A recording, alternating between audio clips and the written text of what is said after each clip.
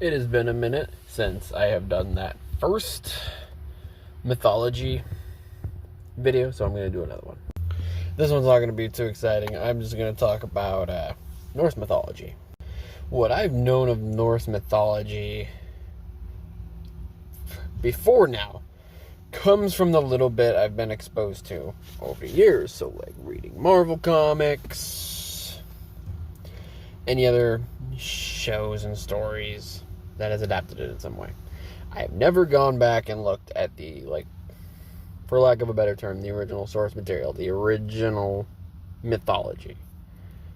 So now within the last year or so, I have gone and learned, and I totally thought there's going to be a whole bunch to learn.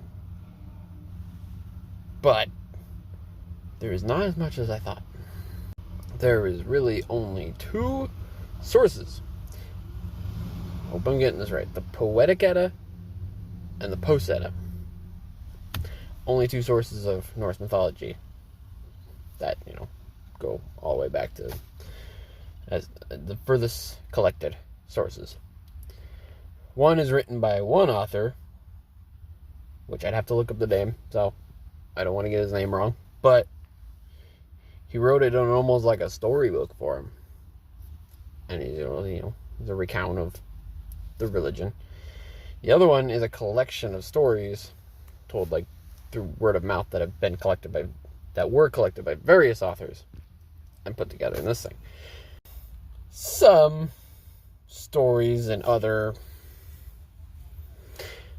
stuff, other songs about Norse tales and other stuff, other things have been discovered since these two collected stuff, but for the most part, what exists of it is these two sources.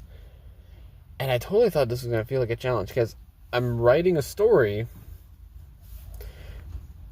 that all these mythologies exist in. I'm using Greek, Roman gods, two sides of the same coin, Norse mythology, Egyptian mythology, and I'll eventually possibly include others.